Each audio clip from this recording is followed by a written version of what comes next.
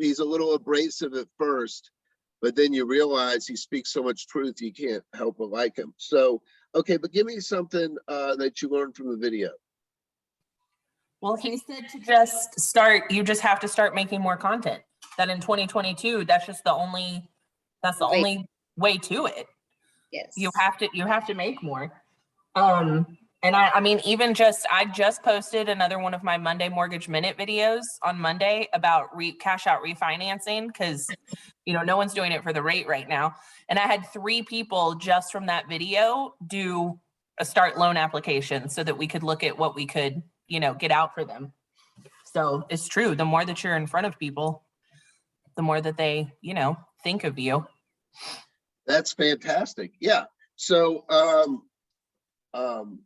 people have so much more equity now than they had just 2 years ago. So cash out refis are really becoming important. And let's say they're at 3.5 and you got to take them to 5%, but they're paying off credit cards that are 18%, and the loan they got on their swimming pool that's 22%, and all these other high interest debt. And the fact that you're taking the short-term debt and making it long-term is going to lower the payment. So a lot of times at the end of the day, you raise their interest rate by 1.5%, but you cut their monthly expenses by $700. And for some people, that's the more important thing. That's what they need to be able to sleep at night and pay their bills. There are people that, I mean, it's been a while, but I can certainly remember nights that I was very nervous because I had a lot of bills coming due. And, that's going to be more likely keeping me up at night than me thinking, gosh, I wish my mortgage rate was 4 instead of 5. You know what I mean? I mean, yeah, we wish, but I mean, that's not like a big life pressure. Right. So you're really doing terrific work in helping those people. And is there anything that you heard that you could share with a real estate agent? Nitty, anything that you heard? So, he's abrupt, so you can't meet with a real estate agent and say, you should be doing this, you should be doing that. But are there any tips that you could think of that maybe you could help them? I thought of why not me and my real estate agent, if we are working on a file or if we are prospecting a new borrower, we both make a video. Okay. He's talking about content. He's saying if you cannot do that in 2022, then you're out of business. You cannot survive. So why not we both come together and tell borrower about things that he can do to get the offer accepted, and how me as a lender and how real estate partner, both of us can help him. Mm-hmm. I think that's terrific. And the thing is, you can get together in an interview style where you ask him, 2 or 3 questions about housing, and he asks you 2 or 3 questions about mortgages. And then if you don't know how to do this, then I can help you, but you can splice that up into, 4 or 5 content posts where you're like, hey, Jimmy, prices are so high. I'm concerned, is this a good time to buy a house? And let him do his spiel. And then, he asks you a question about mortgage rates, or, hey, Nitty, are there any special programs for first-time homebuyers? And then you can tell them a little bit about that. And then so you can get a lot of these different things. It's one thing that Gary does is he'll do a keynote talk that's maybe an hour, but he'll have his staff like slice up little 2 and 3 minute segments. So we'll get, 4, 5, 6 different pieces of content from the same thing. So I think that's an excellent idea. What else? Who else saw the video? I can't see everybody's face now. So Stephanie left. Laura didn't see it. Is Stephanie back? Okay.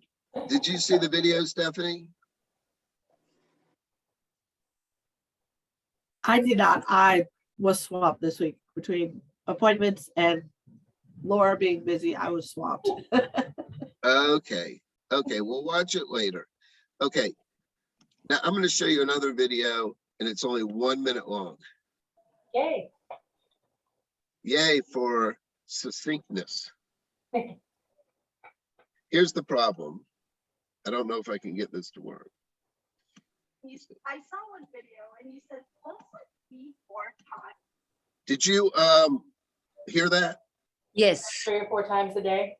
Oh, do you see my screen? Yes. Yeah. Wow, I can't believe I got it to work. Okay, listen to this. So one thing that Gary does is to basically get as many pieces of content. He's like, I tell the same message 100 times, and then all of a sudden somebody sees it in a cartoon form, or I tell the story based about a sports hero, and then it clicks in their mind, right? So everybody has their own little thing. So now he does like drawings and cartoons and all, basically the same message. But this is from an interview where he took call-ins on a show, and they made a little cute thing about it. Okay. I saw one video and you said pulse like 3-4 times a day. Yes. So I need some advice on that. Okay. What are you posting about? I'm posting about my niche market, which is how to make the recipes and stuff, job search, career coaching, and stuff. Yeah. Are you a foodie? Do you like food? I guess serious, but that's not my niche. Let me explain to you how it works. I post a video about sports cards. A 47-year-old executive sees that because he's into sports cards. Never heard of me before. Clicks on my account, sees that I'm the CEO of VaynerMedia, clicks VaynerMedia, goes to the website, and then becomes a client of VaynerMedia. You like TV, you like sports, you like coin collecting, flowers, running, exercise. I want you to post one time about your career. I want you to post 2 times a day about music and food. I want to make sure your profile says what you do for a living. I want to share your business. So that's great advice to give to a real estate agent, that they do. Some agents do a lot of posts, but they're all about real estate and all about their listings, where they're going to attract more people with personal posts. And that's a good, that 3-to-1 is the old jab, jab, jab, hook. And what they'll do is maybe they're incredible at cooking, and they do recipes and they show people how to make food. And then all of a sudden they're like, this woman is really good. Who is she? And then they look and they say, oh, this is Lauren Akins and she's in the mortgage business. Hey, isn't Susie getting a loan? I like Lauren. I'll tell Susie to call Lauren. Okay. And it's all because of the shows about recipes, Does that kind of make sense? Mm-hmm. Okay, moving right along. So did anybody read the article from BombBomb? Yes. Mm-hmm. Okay, so I know that the solutions to all of the issues are to make videos with BombBomb because that's what they sell. But there's still, I think that their training does have some good information. Is there anything, Nidhi, that you pulled out of there that you could, that you thought was a good idea? Yes, pillar 2, identity, where it says, like when I'm putting the videos, I'm always like, this could have been fixed. My hair is not looking nice. I'm not smiling.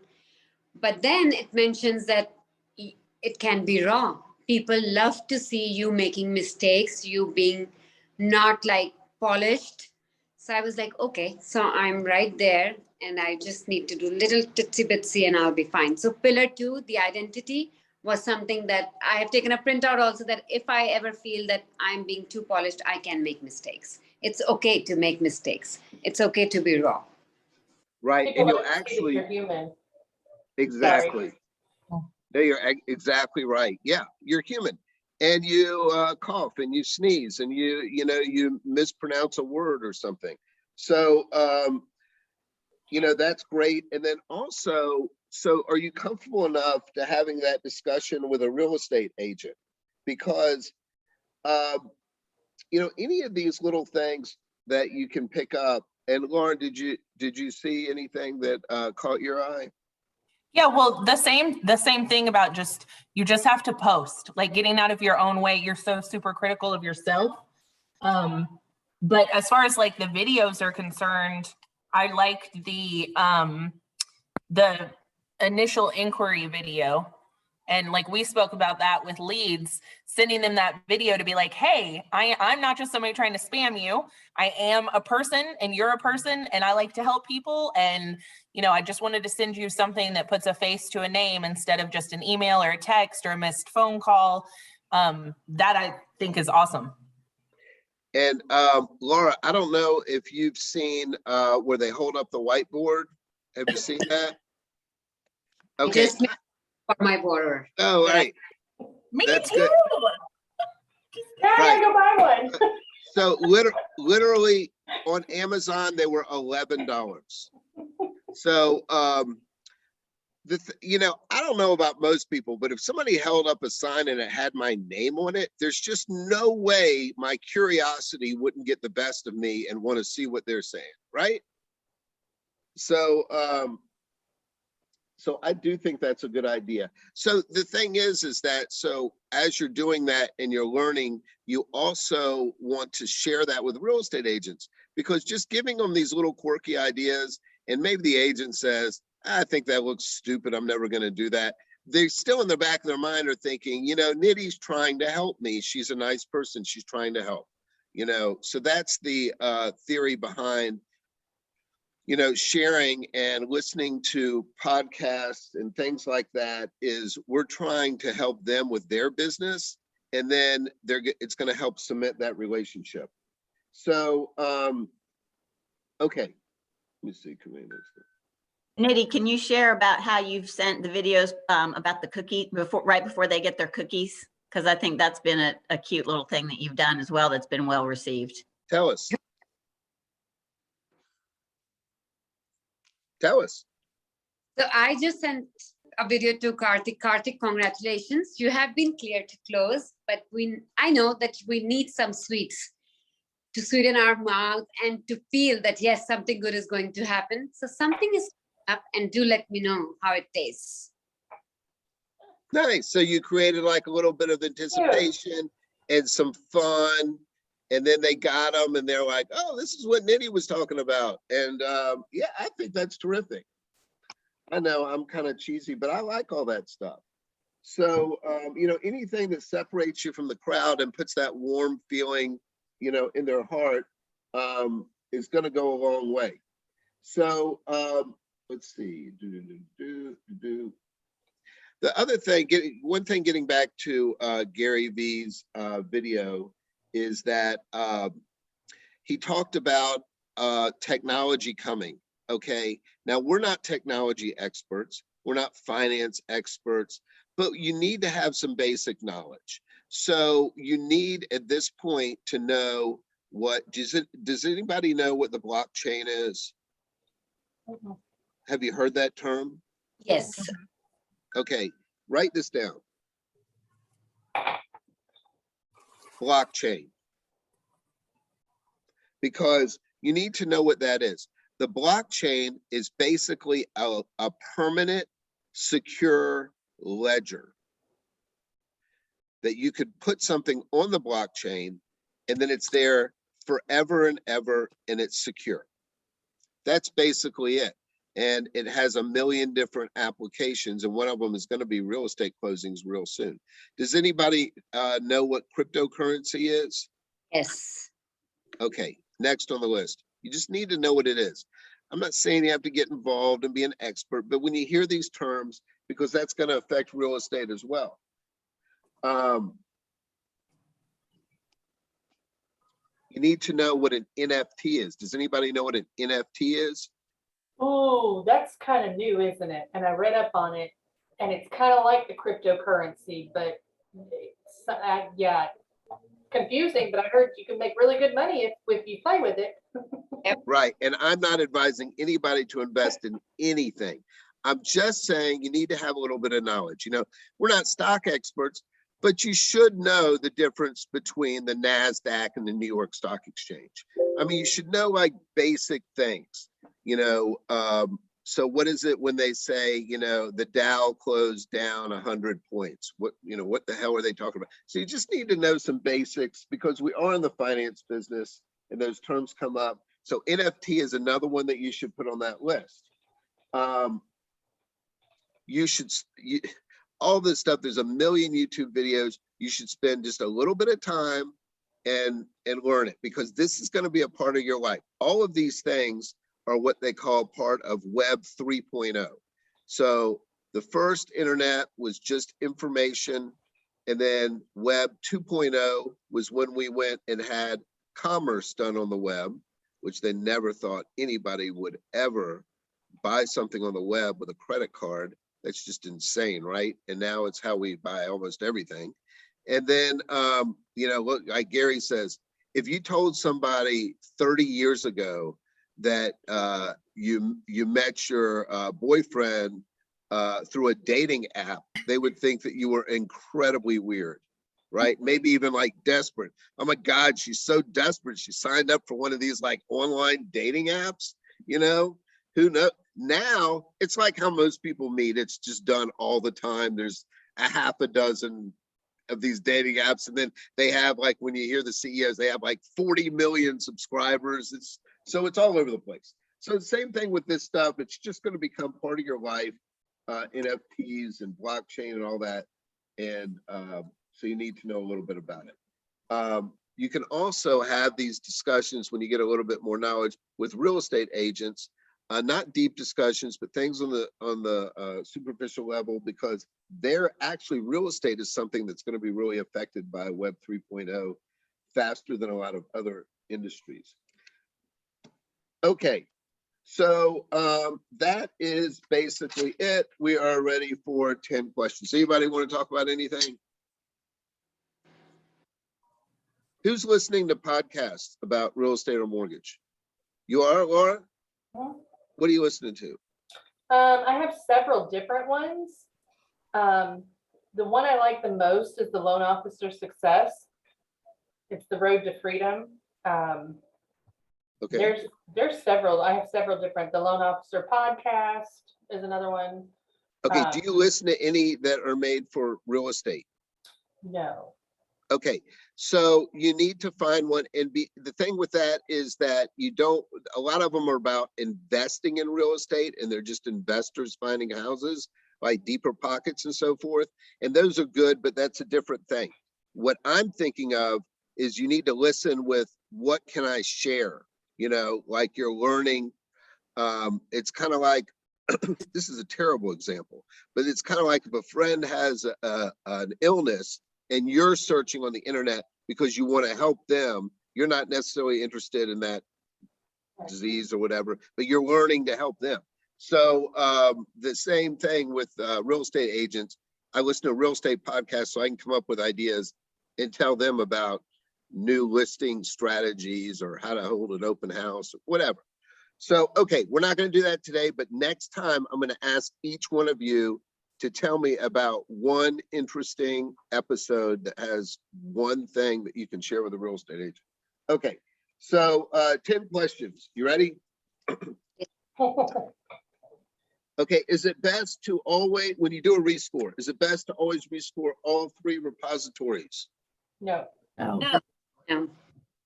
Okay, so Laura said it first. So why not, Laura? Well, 1, fees, but 2, because it might not bring the scores up to where you need, but it can also change what the actual middle score is. Right. So remember our customer, they had one score that was real good, was like a 670. So we don't want to mess with that. We don't even want to try to improve it. Something could happen and that could go down. So yeah, you're absolutely right. Okay. So what is the oldest credit report that you can even rescore, that you can even attempt to rescore? Ooh. Can you clarify that a little bit better? What do you mean by Once you pull a credit report, if I pull one today, how long do I have before I can start a credit rescore? Today, tomorrow, immediately. Well, I mean, that's best, but I mean, how long do I actually have if I waited till the last? 30 days. Correct. You have to do it within 30 days or the system simply won't allow you to do a rescore. Okay. What documentation do I need from the customer to do a rescore? The payment, the print, like the printout, the print screen with the Right. website. Statement. Yeah, you have to show it. If they got a new statement recently, that's fine, but if not, they have to do a printout off the web. Okay. So give me a pro and con of Credit Karma. Lets them see real-time balance and not always accurate on, or it's not gonna be the same score that we pull. So that's correct, not gonna be the same score. So it's not real time, okay? But what I'm saying, what you're a little bit confused with is when they make a payment, if you wanna see the payment is posted, the one thing you know is if it shows on Credit Karma as being posted, it's gonna show on our system. Both systems may have a 2-week delay, but the thing is, for us to rescore, it costs money. So you don't want to do a rescore and then say, oh, well, the payment hasn't posted, the score is the same. So this way you at least know that the payment's been posted. Does that make sense? Yep. Mhm. It's a little bit of free money. Okay, who is Greg Gutfeld? Do you not know? Has nobody heard of him? Greg Gutfeld? Mhm. Okay, that's kind of funny. So he has a television show. It's kind of late at night, but you can set your DVR and watch it the next day. It's at 11 p.m. and it is called Gutfeld, and it's hysterical. It's a political show, but it's very funny, and I think that it's really terrific. You should watch at least 1 or 2 episodes. It's on Fox at 11 p.m. Set your DVR. Okay. Okay, this one I'm gonna get upset if you don't know the answer. I'm gonna get mean and upset. What is the decimal equivalent of 7/8? Stephanie, come on, Stephanie, give me some. 0.875. That is exactly right. 0.875. She knew it like the back of her hand, or she has it on a Post-it note, but I don't care. You just got to know it. Case closed. You got to know that. Okay. How long from I think I already asked this. How long from a Chapter 13 bankruptcy? Oh, I said Chapter 7 before. Chapter 13 bankruptcy. Can you get an FHA loan? 2 years? 2 years. 1 year with extenuating, no. No, I think it's 1 year. I know you can do it while you're in Chapter 13. And That is the correct answer. There is no waiting period. You can actually be No in period. Chapter 13 bankruptcy and get a new mortgage if but if you're still in the bankruptcy, the judge has to sign off on it. 13. Yes, I've done several with VA and FHA in Chapter 13, even with Right. down payment assistance. But I thought there was still a waiting period on the Chapter 13 if it's been discharged. I don't think so. But the point I was making is you could, and we're going to research that. I'm researching that. If it's been discharged, is there a waiting period? But the point I wanted to make, which you jumped on, is that you can actually get a mortgage while you're in Chapter 13 bankruptcy. So anybody that says, boy, those lenders are really tough, you got one down payment assistance, so they had no money, bad credit, they're in a bankruptcy, and we gave them a mortgage at, I don't know, 4%, should have been 24%, right? So, so we're pretty generous. Okay, what is the VA loan limit? There's not one. 647-200. Who said that? Yanni behind me. Yeah, how come she's not on the call? She is. She's behind me. I'm I want to see her. listening. I want to Come see over her. here. Where is the Hey. So what is the limit? 647-200 if it's not in a high cost area. Okay. So actually, If you have full eligibility, there is no limit. Isn't that crazy? There is no limit. Now at Van Dyke, I believe that we go to $1 million. They may go higher if you call Brad and negotiate it out, but I believe that our standard is 1 million, but that's just crazy. And there's no jumbo financing that's ever going to compare to that. Okay. Stephen, I did find on mortgage currency, chapter 13 bankruptcy, 2 years from discharge required. There you go. But you can get it while you're in the bankruptcy? Yep. 12 months into payout with timely payments, permission from court, and it's a manual underwrite. Okay. But from discharge, 2 years from discharge required to allow. Here, can I share my screen? No, but you can email it. No, but I'll you can email it. email it to me and then I'll put it in my notes. Well, thank you very much. What a terrible question that your leader didn't have the actual full answer to. So, okay. So, but now we've clarified it. Okay. So what is an appraisal gap contingency in a sales contract? Ooh, the horrible. Has anybody Horrible. seen that? Yes. Has anybody seen an appraisal? Okay, Stephanie, what does that mean? So I just got a contract, says the appraisal gap contingency is $20,000. What So does that mean? means that if the appraisal comes in lower than the purchase price, they'll pay that difference up to the contract Okay. price. So the sales price is 500. The appraisal comes in at 450.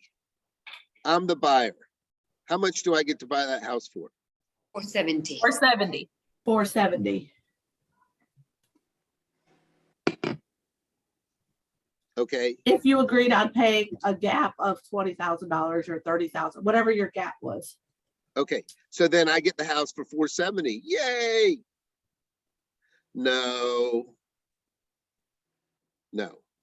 If a seller signs a contract for a sales price, seller and buyer, that's the sales price. Okay. The contingency protects my earnest money. Okay. So normally you have an appraisal contingency that says that, okay, we bought the home for 500. The appraisal came in at 450. So I can decide whether I want to buy the house or not, and I can walk from it and I can get my earnest money back. Do we all agree that that's how it normal? Okay. So But what is does the 20,000? Hold on a second. So does the seller have to give me the house for 450 because we sent an appraiser out that said it was 450? Nope. No. No, No. no, that's your business. That's something to do with the loan you're getting, and I don't really care about all that crap. We made a deal. That's the deal. There's a contingency, and you can walk from this contract. But you know, I may or may not want to negotiate price, and we've seen sellers do both. Okay. Now, if I waive that contingency, what does that mean?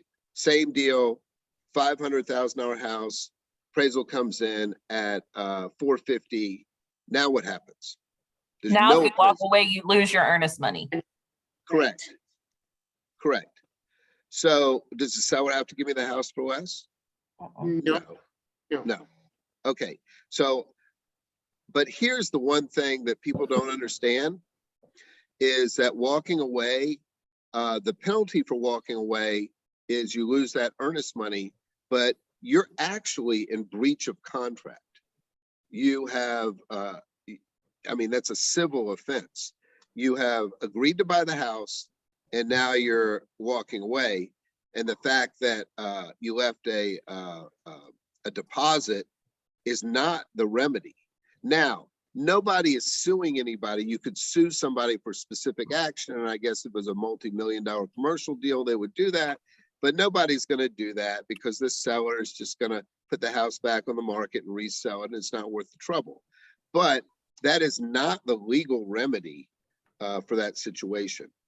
It's kind of like when you give a security deposit at an apartment and then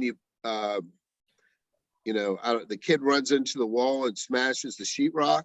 and it's a $300 repair, and you say, well, I left them $1,000, so I'll just leave. Okay, and they'll keep my security deposit. Okay, so that you've gone against the agreement of keeping the apartment in good working order. You know, the landlord's going to use that money to fix it, and he's not going to pursue you or whatever, but you're still kind of in breach of that lease. So that's kind of how it works. So I don't want people to think like, oh, well, that'll just be a normal business practice. You know, anyway, that's probably too much commentary on that one question, but so now we get to the crux of it. So it's a $500,000 sales price, and you have a $20,000 appraisal gap assurance. Okay, so the appraisal comes in at $450.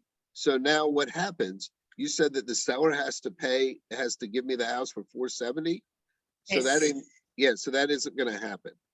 So what that did is that gave me an assurance so that if I needed to go more than 20,000 into my pocket, then I can walk and get my earnest money. So it allows me to legally dissolve the contract, get my earnest money back if that appraisal comes in more than $20,000 short, basically. Got it. Okay. Does that make sense? Yes. Yes, but I feel like there may be some agents who are very confused on what that means. Yeah, I just had one, and I explained it to a borrower, and he canceled the contract. Yeah. Because I'll tell you how I figured it out. So I'm telling the borrower, go ahead and e-sign so we can order your appraisal. And he jokingly says to me, yeah, try and find the appraiser that'll come in the lowest. And I said, why would you want that? It would cost you more money. He says, no, because whatever he comes in at, the seller has to sell me the house to 20,000 above that number. And I'm like, that's not how it works. I think that's how everybody is interpreting it though. Yes, I agree. I agree. Well, I think everybody is interpreting it that if you have a gap of 20,000, then that means not that they have to sell it to you for, but I don't know, if they're listed at 500 and you put in gap up to 20, that you're not, if it comes in less, the only thing you're going to pay is 480. But aren't Like, they that's it. also agreeing? Isn't the seller also agreeing by accepting that contract that if it comes in, your example, 450 and I'm 20 over and it's at 470, then the seller's in breach of contract if they don't sell it because they've agreed per contract to accept 20,000 over the appraised value. 20,000 under the appraised value. Under. So, Yes, I'm sorry, yes. So that is not the case. The seller is not in breach of contract. He doesn't have to sell the house for $1 less than he agreed. What he has to do is release your earnest money. Okay. I mean, this makes sense listening to you explain it for sure. It's just, I know I'm pretty sure there's a lot of agents who just have no idea. Yeah, so the seller can voluntarily reduce the list price, but he doesn't have to. He's agreed to sell it at a price, and that appraisal gap contingency is an insurance policy for your earnest money. And it gives you a completely legal way to dissolve the contract and get your earnest money back, no questions asked, if that were to happen. But yeah, what the seller does not ever, there's no contract that the seller has to reduce the price. VA, FHA, anything. There's no contract where the seller has to reduce. True. True. I do tell everybody that if they are going to, you know, when the appraisal, if it comes in low or whatever, I let them know that, you know, if you're going to renegotiate the terms or accept these terms, whatever, then you need amendment anyway. So it really doesn't matter. Either they're going to walk away from it or they're going to give you an amendment lowering the price. Right. The only in the FHA and VA mandatory language, there is a spot that says that if repairs are needed, the seller will pay up to X number of dollars for those repairs. And that is the only time I've ever seen where a seller is being obligated for money on the initial contract. Of course, if it's got an inspection contingency, then they can renegotiate all those points at that time. But as far as the original contract goes, you know, the price is the price. Okay, last question. What does the initials ETH mean? It's a financial term. ETH. Ethereum? Hold on. I'm sorry, you chopped in and out. Is it Ethereum? That's right. It is the call letters for the cryptocurrency Ethereum. You need to know that. Oh, Ethereum, that's the one that's been up and down, but then took a hit, didn't it? Just it's up and down, like you said. So, Yeah. but anyway, yeah. So Ethereum is the most popular now. Bitcoin, of course, was the original, very popular. BTC is Bitcoin's call letters. That is it. Did you learn one thing? Lot. Yep. Okay. I will put out the follow-up and I will see you next week. Sure. Thank you, Steve. Steven. All right. Bye-bye. Guys.